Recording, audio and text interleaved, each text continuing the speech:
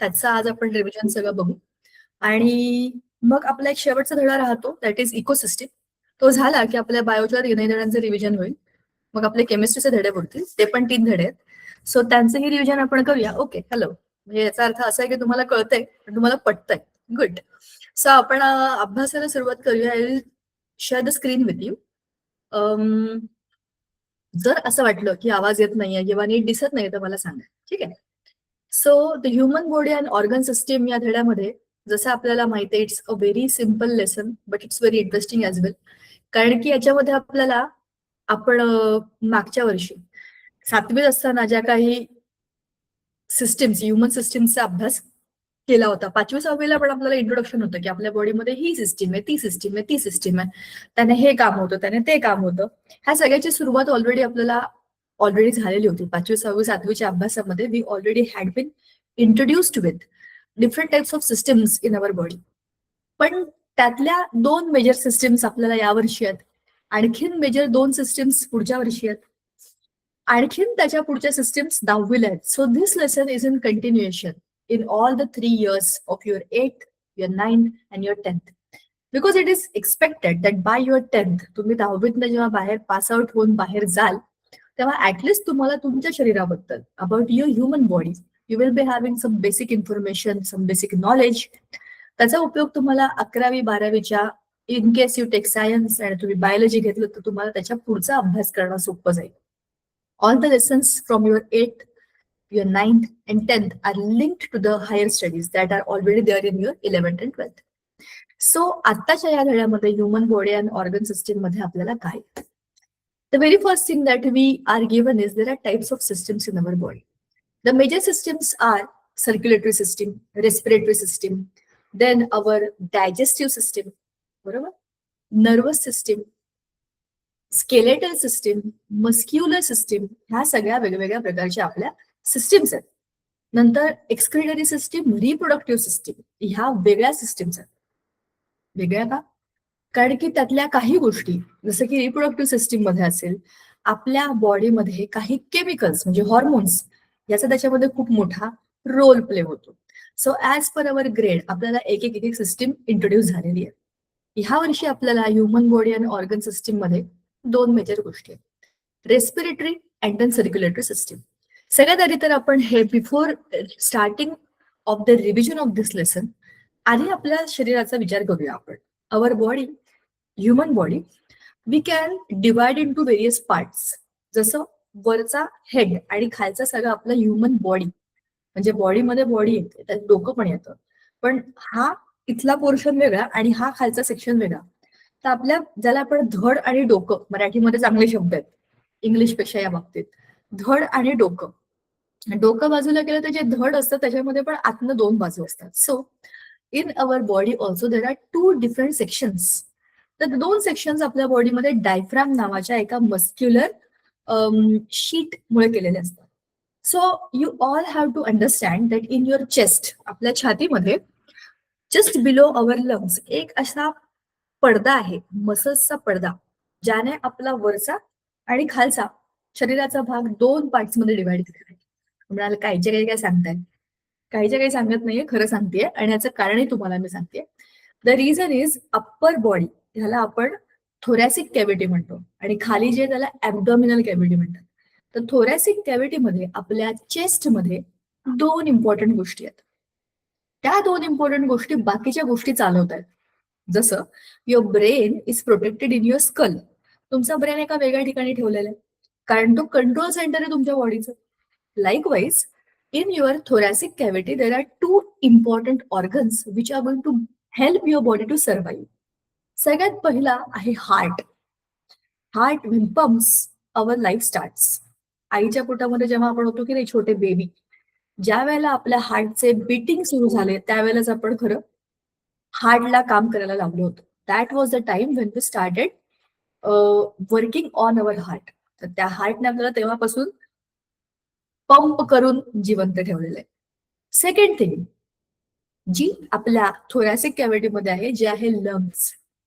आपल्याला ना आपल्या बुक्समध्ये सगळ्या गोष्टी अशा ग्रुपने दिल्या आहेत, म्हणजे यावर्षी हे, यावर्षी हे, यावर्षी हे. पण ते होलसम एकच आहे. तुम्ही नुसतीच पोळी खा, नाही तर नुसतीच भाजी खा, नाही तर नुसतंच भात खा, नाही तर नुसतंच वरण खा, असं खाऊन जेवण होणार नाहीये. So you have to understand की तुम्ही काय खाताय. So in your body you have to understand की काय सिस्टीम्स आहेत आणि कुठे सिस्टीम्स आहेत. हे बुकमध्ये नाहीये, but I am telling you, कारण तुम्हाला कळलं पाहिजे की हे असं काय आहे तुमच्या शरीरामध्ये. जसं मी तुम्हाला म्हटलं, your boss is your brain, it is protected in your skull. Likewise this two systems are very very vital, very very important organs are ते. म्हणून ते एका वेगळ्याच सेक्शन मध्ये ठेवलेले, त्याच्यामध्ये तिसऱ्या लोकांना टाकलेलं नाहीये. त्याच्यामध्ये आपण पहिलं बघितलं हार्ट. हार्ट एक खूप कॉम्प्लेक्स मशीन आहे, त्याचा अभ्यास आपल्याला आहेच. पण त्या हार्टच्या बाजूला 2 लंग्स. लंग्सचं काम काय आहे? लंग्सचं काम आहे ऑक्सिजन मिळवणं आणि ऑक्सिजन पोहोचवणं, बरोबर. म्हणजेच श्वास घेणं आणि रक्त फिरवणं, ह्या 2 गोष्टी आपल्या वरच्या सेक्शन मध्ये होत आहेत आपल्या सगळ्यांच्या शरीराच्या. आणि ऍब्डॉमिनल कॅव्हिटीमध्ये डायफ्रामच्या खाली जी सुरू होते ती आहे आपली ऍब्डॉमिनल कॅव्हिटी. त्याच्यामध्ये सगळं कोंबलं आपल्या शरीरातलं. मग काय उरलं? सगळं डायजेशनचं सगळं मोठंच्या मोठं सामान. काय काय खातो आपण दिवसभरामध्ये विचार करा. काही गोष्टी खातो, काही गोष्टी पितो, काही उगाच विनाकारण तोंडात टाकतो. जे जे काही आपल्या पोटात जातं ते सगळं तिथे फिरतं, त्याच्याकरता खूप मोठी जागा लागते. मग small intestine, large intestine, anus, ह्या सगळ्याची एक अख्खी सिस्टीम आपल्या पोटात खाली बसलेली आहे. You know that these are very long pipes. एवढे मोठे पाईप आहेत. लिव्हर बिवर पण आहे, त्याच्या मागे किडनीज पण आहेत. सो असं भरपूर काही काही आपल्या पोटामध्ये खाली फिट केलेलं आहे.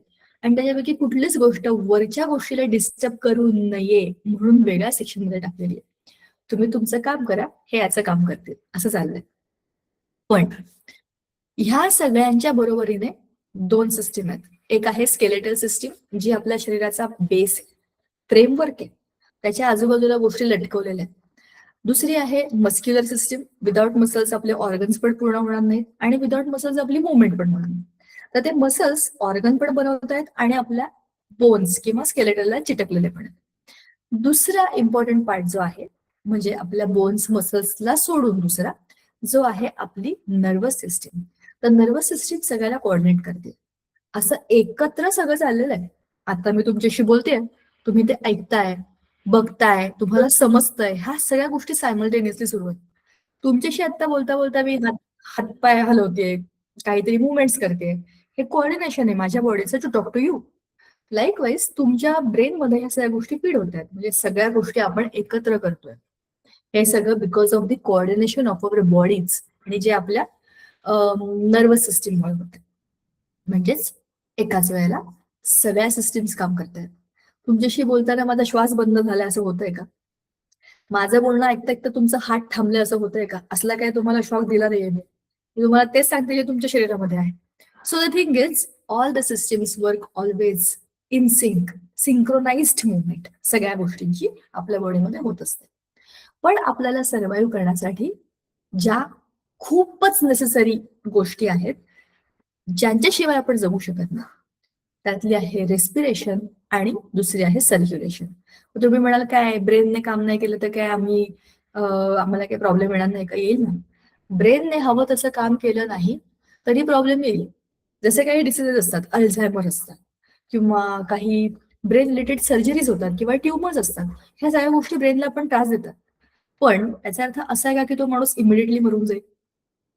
No. There is a some time in his hands, किंवा त्याची बॉडी फंक्शन तर करेल पण दुसऱ्या प्रॉब्लेम्स येतील.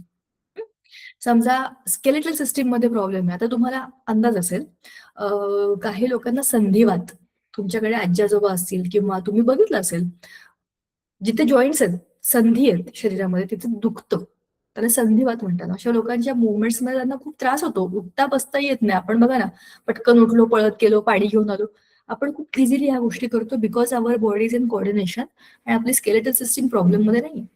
But think of the people who have this problem and think about their life, that how difficult it is. रोजच्या day to day गोष्टी करण्यासाठी सुद्धा त्यांना खूप प्रॉब्लेम येतोय. सो थिंक, जर माझ्या स्केलेटल सिस्टीम मध्ये काही प्रॉब्लेम्स असतील तर मला किती प्रॉब्लेम येतील. पण याचा अर्थ असा आहे का की माझं आयुष्य थांबून जाईल? नाही. I will be living with some pen.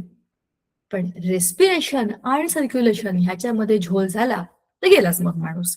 म्हणून याचा अभ्यास आपण स्पेशली वेगळा करतोय. रेस्पिरेशन रेस्पिरेशन म्हणजे काय असतं? We know that. We already have learned this lesson.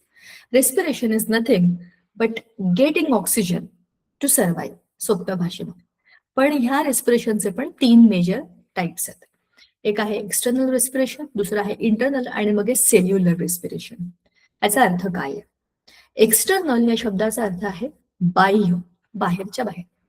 आता हे बाहेरच्या बाहेर कसं होणार? इथून होणार.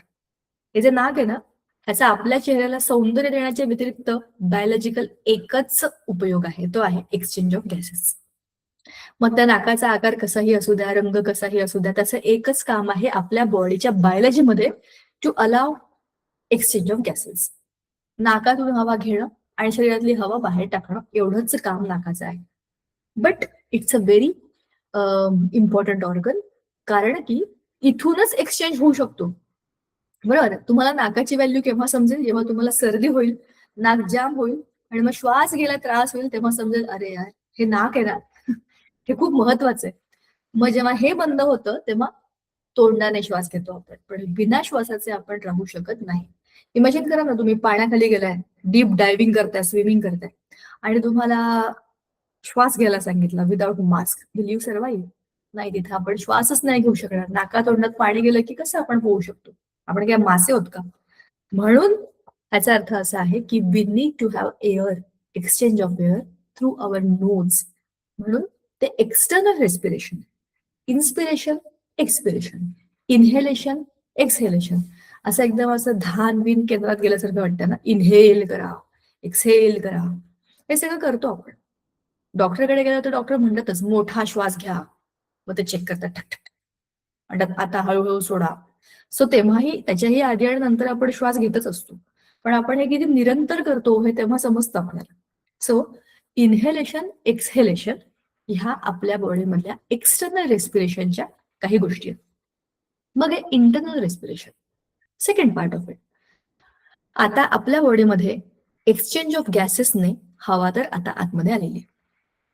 ह्याच्यामध्ये पण एक मस्त गोष्ट आहे. हे जे नाक आहे ना, नाक, ह्याच्यामध्ये झाडू ठेवलेत छोटे छोटे. म्हणजे काय? छोटे छोटे केस आहेत आपल्या नाकाच्या आतमध्ये. Also there is a mucus in the nose. ह्याचा उपयोग काय होतो? बाहेरनं खूप सारी हवा आपल्या नाकामधनं जाते आतमध्ये. असं इमॅजिन करा की तुम्ही तुमच्या नाकामध्ये गेलाय, ते असं दाखवतात ना, झूम इन करतात तसं. तर खूप सारी हवा नाकाच्या आत गेली आहे. त्याच्यामध्ये काही पार्टिकल्स आहेत, काही डस्ट पार्टिकल्स आहेत, काही स्पोर्स आहेत, काही आणखीन काही, काही आणखीन काही. हे सगळं आपल्या शरीराला नको आहे. त्याला फिल्टर करायला पाहिजे, फिल्टर. त्याला फिल्टर करण्याकरता हे केस अडवतात त्या हवेला आणि जी काही डस्ट पार्टिकल ते खाली पडतं. शिवाय नाकामध्ये म्युकस असतं. Mucus is a sticky layer to protect the nose from the inside. नाकाच्या आतमध्ये काही जायला नाही पाहिजे, काही अशा गोष्टी ज्या त्रासदायक आहेत. फक्त हवा, pure air should go in. म्हणून बाकी सगळ्या गोष्टी इथे अडकतात आणि बाहेर पडून जातात. नाकाच्या आतमध्ये जाते ती फक्त हवा. बरोबर. सो अशा पद्धतीने that air is purely going inside now your body. आता ती शरीराच्या आत गेली. आता काय होणार त्याचं? आता ती शरीराच्या आतमध्ये एव्हरी सेल, एव्हरी टिश्यू पर्यंत जाणार. म्हणजेच काय? Internal respiration. Oxygen moves from blood into the tissue fluid and carbon dioxide moves from the tissue fluid to the blood. म्हणजेच काय? आपल्या बॉडीमध्ये खूप सारे सेल्स आहेत and the cells are in the form of tissues.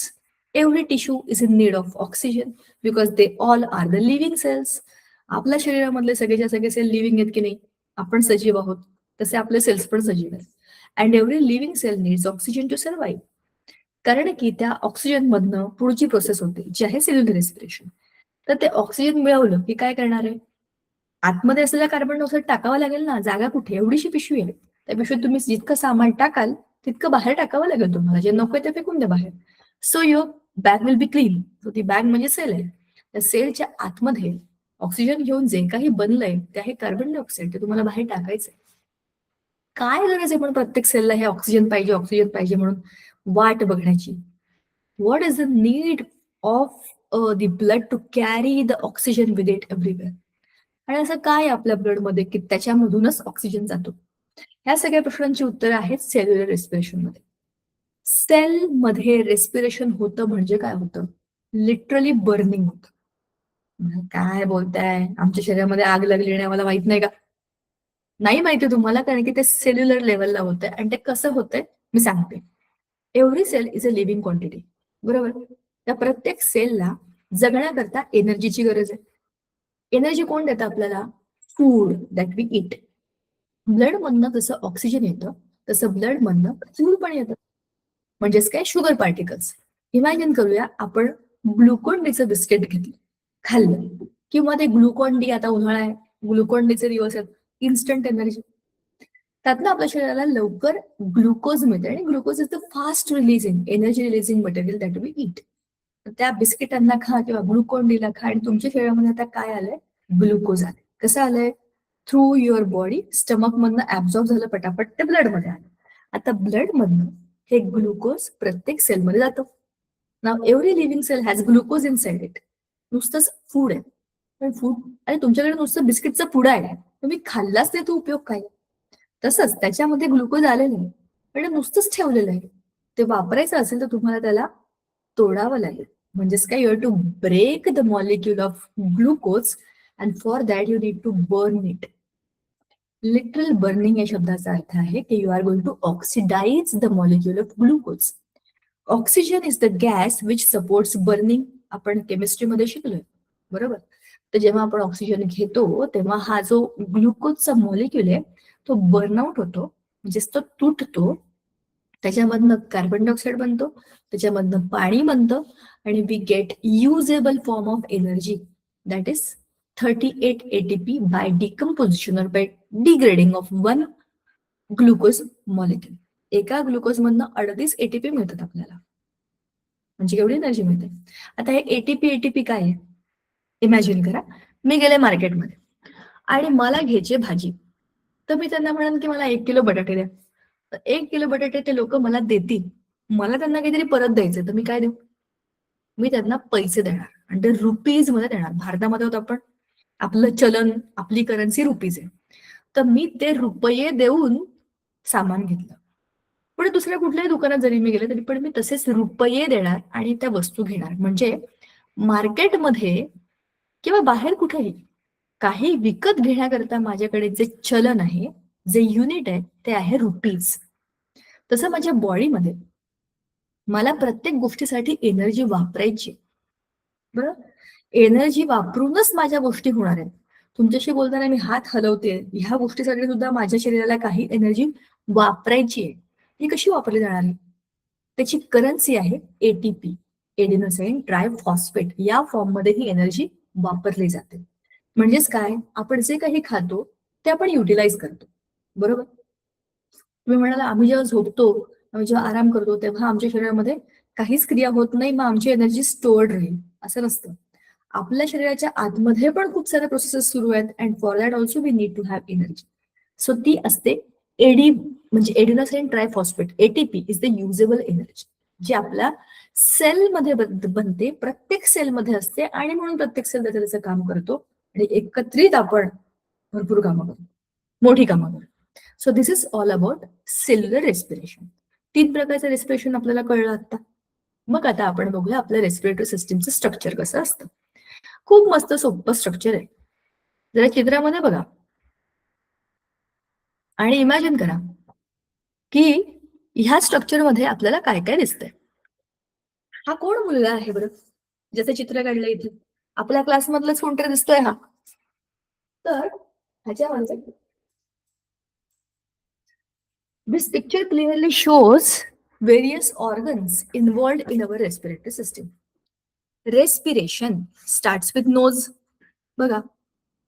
Now let me start the camera again. Wait, ha. Yes. तर this is your nasal cavity. Nasal cavity म्हणजे नाक. तुम्ही बघितलं का ते नेझल ड्रॉप्स? सर्दी झाली की ते म्हणतात नेझल ड्रॉप्स टाका. त्याच्यात दुसरं काही नसतं, मिठाचं पाणी असतं, म्हणजे NaCl वॉटर. तुम्ही वाचा त्याच्यावर काय लिहिलेलं असतं, ते काय काय असतात बघा ऍड टीव्हीवरती. So that nasal cavity, this cavity is blocked. Okay नाही, ती क्लिअर करण्याकरता त्याच्यामध्ये सलाईन वॉटर टाकतात. तर त्याच्यामध्ये ते पाण्यासारखंच ड्रॉप्स टाकले की ते इकडचं सगळं काय बरं म्हणतो, कफ बिफ असतो तो सगळा मोकळा होतो, आणि आपला ट्रॅक रिकामा होतो, म्हणजे श्वास घेण्याकरता जागा होते. So this nasal cavity is very important because this is the place where you will be taking the air in. मग तिकडनं तुम्ही जसं जसं खाली जाणार, तर हा असा बघा तुमचा चेहरा, असा असा गेल्यावरती काय काय होतं. आता इथून खाली गालाच्या इकडनं खाली आलात, इथे तुमचं तोंड पण आहे ना बाजूला, हा आणि हा, हे 2 ट्रॅक आहेत बाजूबाजूला चाललेले. हे 2 इथे एका पाईपमध्ये एकत्र येतात. त्याला आपण लॅरिंग्स म्हणतो. ठीक आहे. आता ह्या लॅरिंग्स मधनं खालच्या बाजूला trachea. Trachea is a pipe. त्याचे 2 भाग होतात. इकडे आणि इकडे. हे कुठे गेले? 2 लंग्स मध्ये गेले. Trachea is the wind pipe, बरोबर? आणि फूड पाईप इकडनं मागून खाली आपल्या डायजेस्टिव्ह सिस्टीम मध्ये गेलाय. सो तो वेगळा पाईप आहे. बघा तुम्ही कधीतरी आरशासमोर उभं राहून तुम्ही लहानपणी हा उपद्व्याप केलाय का? असं आ करून बघायचं, स्वतःचं तोंड बघायचं, आतमध्ये काय काय दिसते, जिभेच्या आजूबाजूला काय काय. तुम्ही केलं नसेल तर करा. तुमच्या घरात कोणी छोटी मुलं असतील तर बघा. ते स्वतःला स्टडी करत असतात, की आ करून बघतात, दात कसा आहे बघतात, जीभ इकडे करून बघतात आणि नाक असं असं सगळं ते करून बघतात. आपल्या स्वतःच्या शरीराचा ते स्वतः अभ्यास करत असतात, की हे असं काय आहे, असं काय आहे. पण ह्याच्यामधनं जर तुम्ही स्वतःला असं कधी बघितलं असेल, तुम्हाला घशामध्ये 2 खड्डे दिसतील. त्यातला एक फूड पाईप आहे, एक विंड पाईप आहे. जो फूड पाईप आहे, आपण जे अन्न चावलंय इथून ते गिळून डायरेक्ट खाली घेऊन जातो. आणि जो आपला विंड पाईप आहे तो नाकामधनं आपल्या लंग्स मध्ये चाललाय. दोनही पाईप बाजूबाजूला आहेत. इकडचं तिकडे, तिकडचं इकडे असं होतं का कधी? असं कधी होतं जेव्हा आपल्याला ठसका लागतो. म्हणूनच बघा इथे खूप मस्त इंटरेस्टिंग गोष्ट दिलेली आहे. आपला फॅरिंग्स जो आहे ना त्याच्यामध्ये फूड पाईप आणि विंड पाईप ह्या फॅरिंग्स मधनं निघतात. फॅरिंग्स बघा हा इथला पोर्शन. आता wind pipe is present in front of the food pipe. श्वास निरंतर चालू राहणार आहे, तो पुढे पाहिजे. अन्न कधी कधीच खातो आपण, दिवसभर खात राहायची गरज नाहीये, म्हणून ते मागच्या बाजूला आहे. The food pipe is in the front, whereas your food pipe is behind and wind pipe is at the front. There is a lid at the beginning of the wind pipe. Wind पाईपच्या सुरुवातीला एक lid आहे. Lid म्हणजे झाकण. So this lid closes the wind pipe during passing of food into the food pipe and thereby normally prevents the entry of food particles into the wind pipe. म्हणजेच काय? ह्याचा अर्थ असा आहे की तुम्ही जेव्हा अन्न खाता तेव्हा तुमच्या ह्या फूड पाईपला माहितीये की त्याला फूड पाईपला माहितीये की त्याला अन्न खाली टाकायचंय, पण विंड पाईपला माहितीये की त्याच्यामध्ये अन्न नाही जायला पाहिजे. विंड पाईपचं काम आहे फक्त विंड देणं. Wind is air. It is made to to take the air inside, not the food inside. म्हणून मग ते झाकण बंद करतं. मग तुमचा श्वास बंद होतो का? नाही. तुम्ही तोंडाने श्वास घेतच असताना. So you get the oxygen but slowly slowly. म्हणून ते म्हणतात ना हळूहळू जेवा, घाई करू नका. बोलता बोलता खाणं, धडपड करत खाणं, ठसका लागतो, उचकी लागते, ह्या सगळ्या गोष्टी इथल्या गडबडीमुळे होतात. ठीक आहे. सो अशामुळे काय होतं, during passing of food into the food pipe and thereby normally it prevents the entry of the food into the wind pipe. म्हणजे सहसा असं होत नाही. तुम्ही शांतपणाने व्यवस्थित जेवलात, लक्ष देऊन जेवलात तर असा गोंधळ होत नाही. Otherwise the wind pipe remains open. जेव्हा तुम्ही जेवत नाही त्यावेळेला तुमचं विंड पाईप ओपनच असतो. म्हणजेच काय, आपल्या विंड पाईप मधनं इझिली एअर एक्सचेंज होऊ शकतो. हे झालं फॅरिंग्सचं काम. फॅरिंग्स मधनं हे 2 पाईप निघाले, हेच त्याचं काम होतं. मग विंड पाईपचं काम काय? Wind pipe is a smaller tube आणि ते इथे साऊंड बॉक्सच्या इथे विंड पाईप क्रॉस होतोय. बघा बघा इथे आपल्या घशामध्ये मी बोलते ना, मला जाणवतंय. तुम्ही पण तुमच्या घशाच्या इथे असं हात लावून जरा असं करून बघा, तुम्हाला व्हायब्रेशन जाणवते. The reason is here your sound is getting produced. करून बघताय ते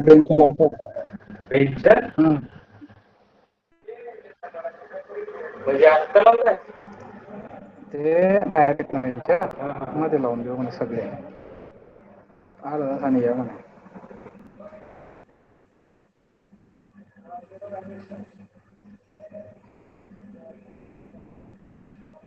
माझ्यासोबत जरा करून बघा बरं. घशाला असा हात लावा आणि थोडस आवाज करून बघा, तुमच्या हाताला व्हायब्रेशन जाणवतात का?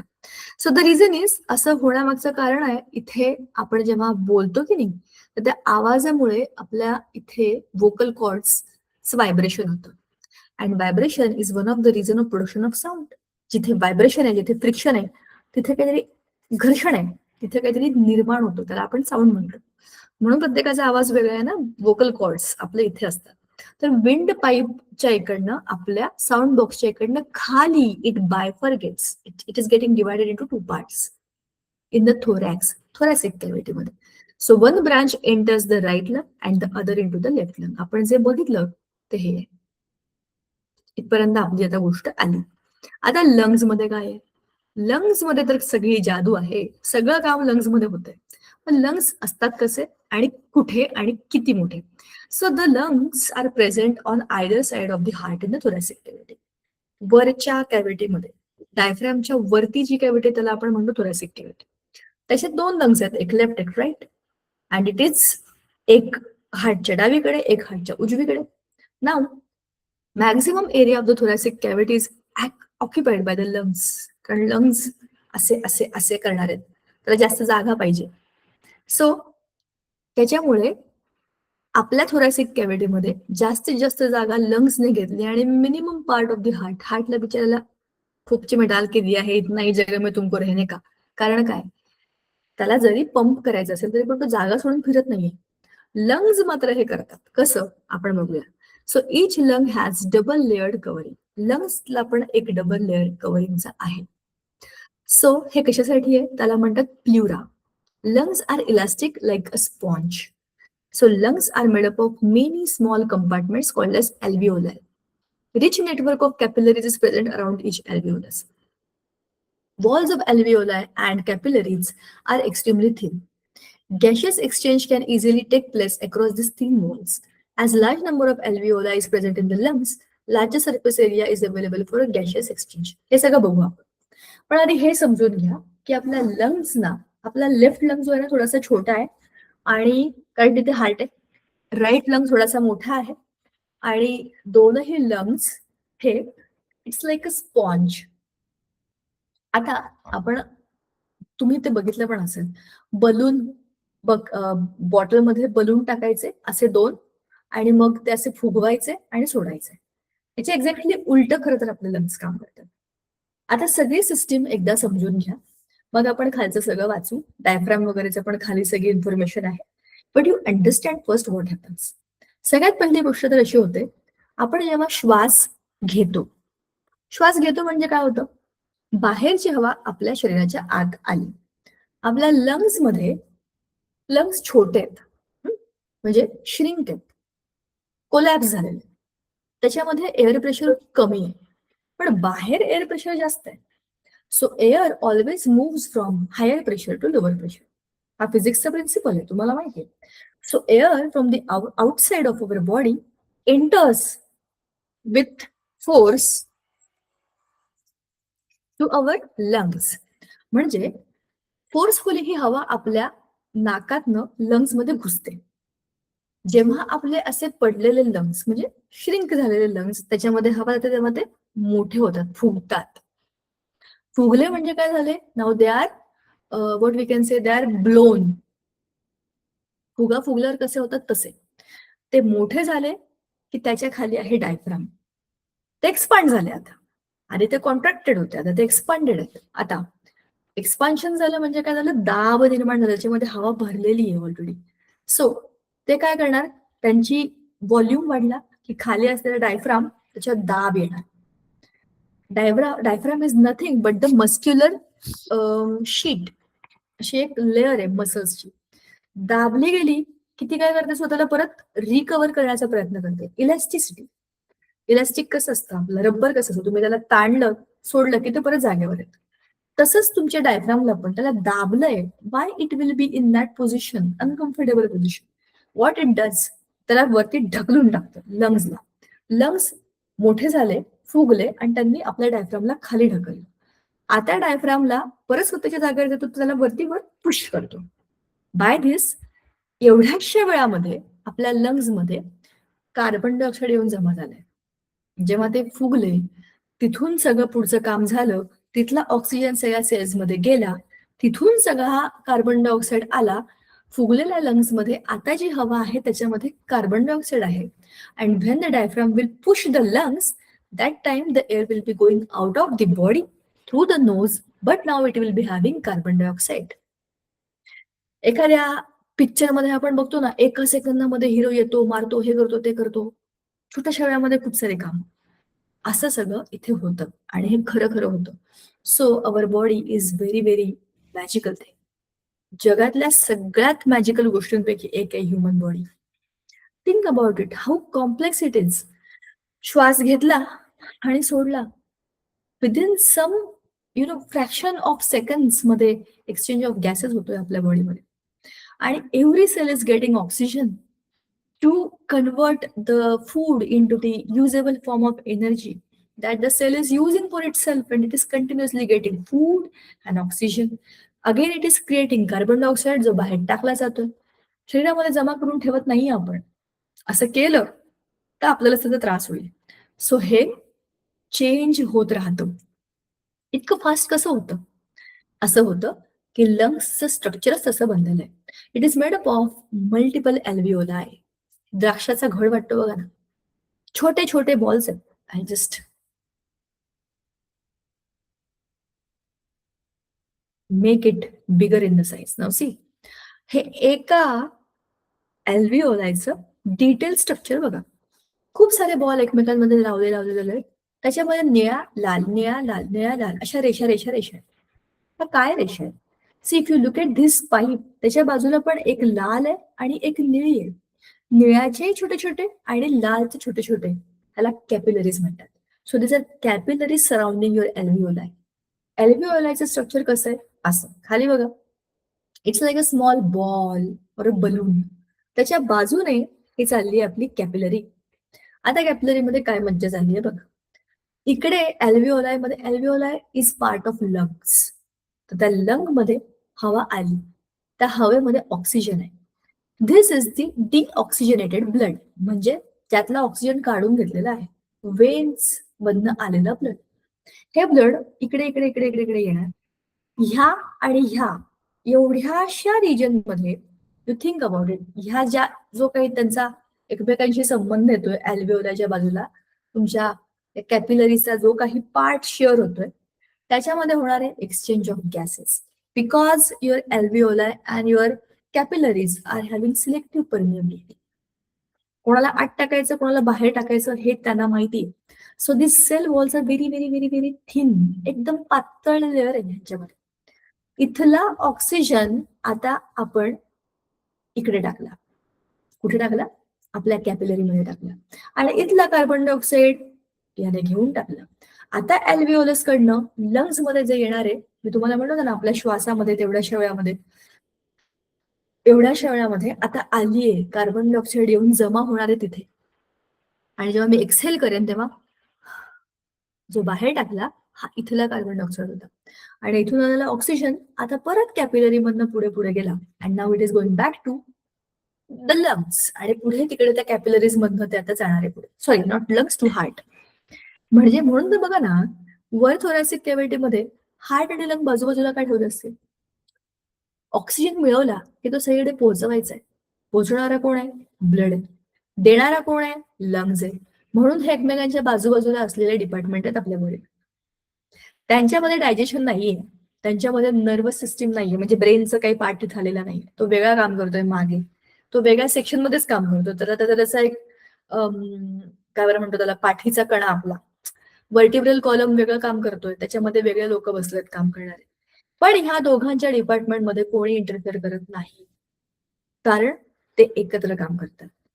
जसं आपण काय म्हणूया, आपले arm forces, army navy, army Indian air force असेल, navy air force, you can think of anything. त्यांना एखादी वॉर सिच्युएशन असेल तर त्यांना असं म्हणून चालणार नाही की हे फक्त माझ्या डिपार्टमेंटचं काम आहे, तुला ह्याच्यामध्ये एंट्री नाही. They both have to work together, like our respiration and circulation always work together. ठीक आहे. सो याच्यामध्ये एक्सचेंज ऑफ गॅसेस असा होतो. आणि मग डायफ्राम, जे मी तुम्हाला ऑलरेडी सांगितलं, it is a muscular layer partition, जे थोरॅसिक कॅव्हिटीला आणि ॲब्डोमिनल कॅव्हिटीला वेगवेगळं करतात. ठीक आहे.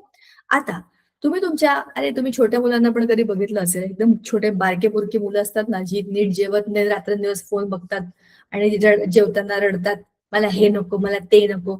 अशा मुलांना तुम्ही बघा, ते असे बारीक असतात. पण त्यांच्या बॉडीमध्ये तुम्हाला सगळे बोन्स दिसतील. So you can think of इथे ते आपले म्हणतो ना आपण छातीचा पिंजरा, त्याला आपण इंग्लिशमध्ये रिब बोन्स म्हणतो, रिब्स, बरोबर ना. इथे आपले रिब्स आहेत, तर ते रिब्स दिसतात, इथेच असतात, आणि त्याच्यामध्येच आपले लंग्स पण आहेत, आणि त्याच्यामध्येच आपलं हार्ट पण आहे. सो इथे ही सगळी सिस्टीम आहे. त्याला खाली आणि वर लंग्सला फिरवणारी सिस्टीम आहे diaphragm. So this is the muscular layer I said. त्याच्या अपवर्ड डाऊनवर्ड मुवमेंटमुळे आपल्या लंग्सना प्रसरण आकुंचन म्हणजे एक्सपान्शन रिलॅक्सेशन, एक्सपान्शन, त्यामुळे आपण त्याला एक्सपान्शन आणि कॉन्ट्रॅक्शन एक्सपान्शन अशा दोनही गोष्टी करता येतात. ठीक आहे, म्हणून डायफ्राम पण इम्पॉर्टंट आहे. So it carries its own importance. This is your rib cage, छातीचा पिंजरा. अशा पद्धतीने आपली रेस्पिरेटरी सिस्टीम तर इकडे संपते. Respiration is important for all the living organisms, everybody, even plants, right. मग जसं मी तुम्हाला म्हटलं, the respiration go hands in hand with circulation. रेस्पिरेशनने त्याचं काम केलं, पण ब्लड गेलं कुठे? इकडे गेलं, हार्टमध्ये गेलं. आता हार्टकडे आलेलं जे लंग्स कडचं ब्लड आहे, दॅट इज हॅव्हिंग ऑक्सिजन. त्याला तिथून खाली सगळ्या शरीरामध्ये पसरवायचंय. मग आता हे दुसरं कॉम्प्लेक्स मशीन आहे आपल्या शरीरामध्ये. Your heart is even more complex. Y? Because it is having 4 chambers. तुमच्या हार्टमध्ये 2 आर्ट्रियम, 2 वेंट्रिकल्स असे 4 पार्ट आहेत. वरती आणि खाली असे 2 सेक्शन वेगवेगळे करण्याकरता तिथे वॉल आहेत.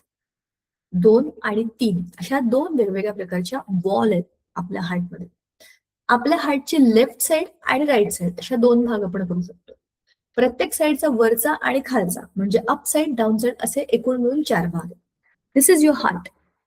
दिस is the vertical section of the heart. म्हणजे त्याला तुम्ही व्हर्टिकली 2 भागांमध्ये कट केलं.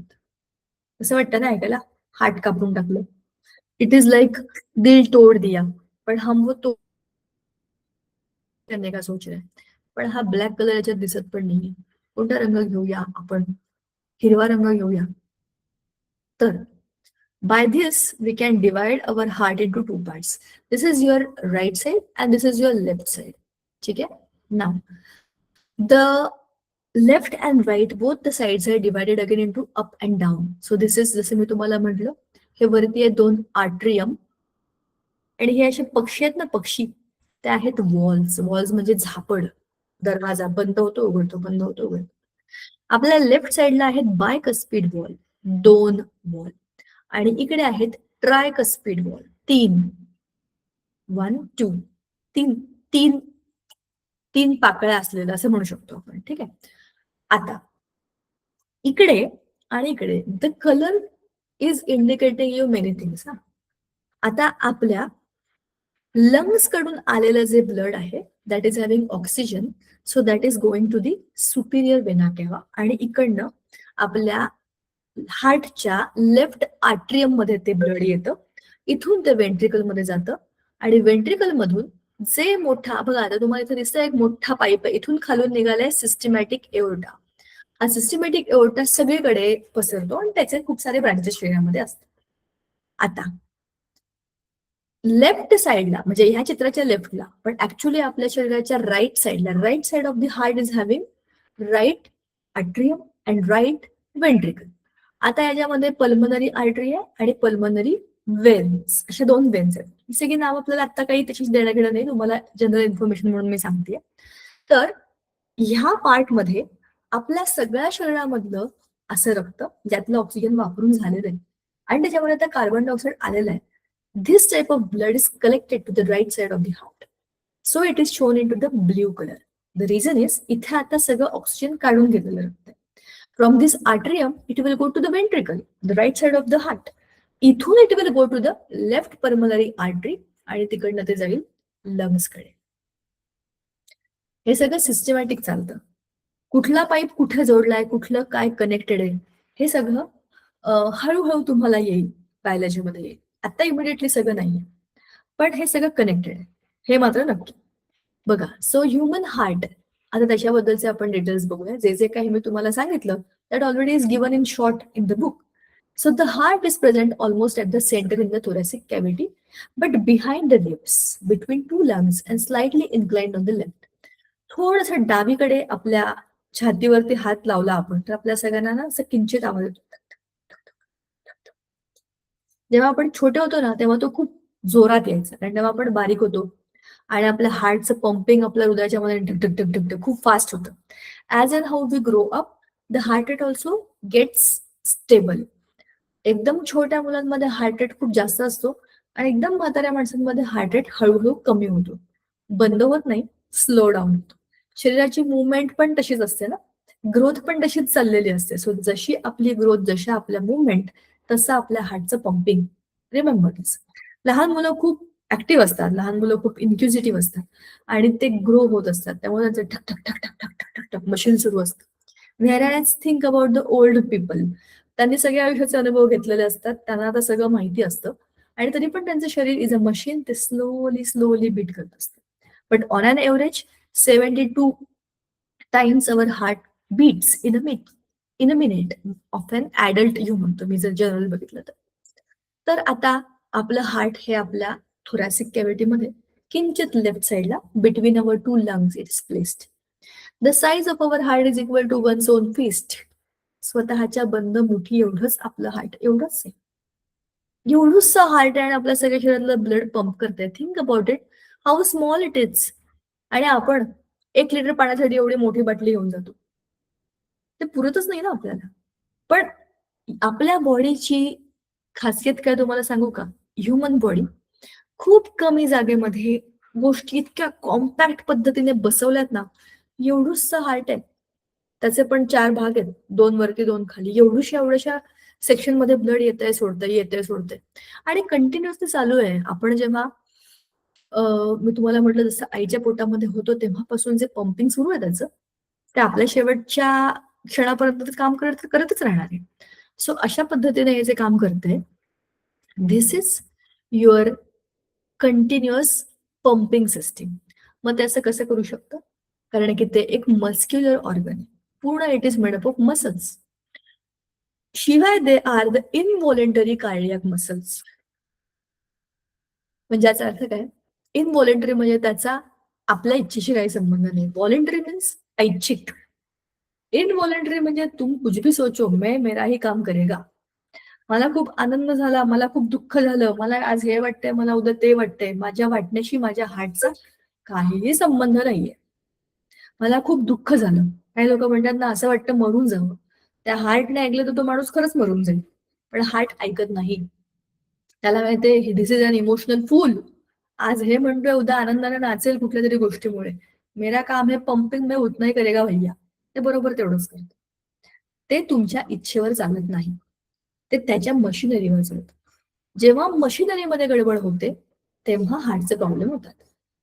तुम्ही केलेल्या प्रॉब्लेमचेही त्याला प्रॉब्लेम होतात. म्हणजे तुम्ही नीट जेवला नाही, तुम्ही नीट झोपला नाही, तुम्ही काहीही खाल्लं अरबट सरबट, ठीक आहे, आणि काय बरं म्हणतात, व्यवस्थित लक्ष दिलं नाही, काहीतरी प्रॉब्लेम झाला आणि यू इग्नोर इट, त्यावेळेला तुमचं हार्ट सांगतं की आता मला दाखवला पाहिजे तुला झटका. पंप करून करून थकलोय मी, आता मला काम करता येत नाही, आम्ही मशीन. कुठले पण मशीन बघा, साधी सायकल तुम्ही त्याला ऑइलिंग नीट केल्याने तर ती गडबडते की नाही. दरवाजा 10 वेळेला उघडतो बंद करतो, पण त्याला ऑइल टाकावं लागतं मध्ये मध्ये, तरच ते स्मूथली काम करतं. म्हणजेच it's a machine and it needs the repairment and it also needs the care. You need to take care of your heart because it is the best possible machine working in your body. बरोबर? म्हणजेच काय, ते त्याचं काम करतंय आणि ते इन्व्हॉलेंटरी cardiac muscles ह्या वेगळ्या स्पेशलाइज्ड मसल्स आहेत. त्यांचं काम, त्यांची स्ट्रक्चर पण वेगळं आहे. त्या अशा ब्रांच आहेत, एकमेकांना कनेक्टेड आहेत आणि त्यांच्यामध्ये पंपिंगची एक स्पेशल कॅपेबिलिटी आहे. ते तसे डेव्हलप झालेले आहेत.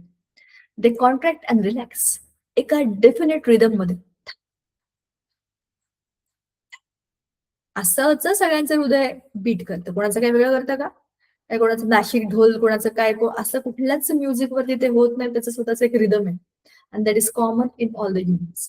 दिस is called as beating of heart beat. Internally, heart is divided into left and right. These are compartments by the vertical partition. Each of those compartments is again divided into 2 chambers. Then these are the 4 parts of the heart जे आपण बोललो. Upper ones are atrium म्हणजे atria and the lower ones are the ventricles, plural of it. So अशा पद्धतीने आपण हार्टचं structure इकडे पाहिलेलं आहे.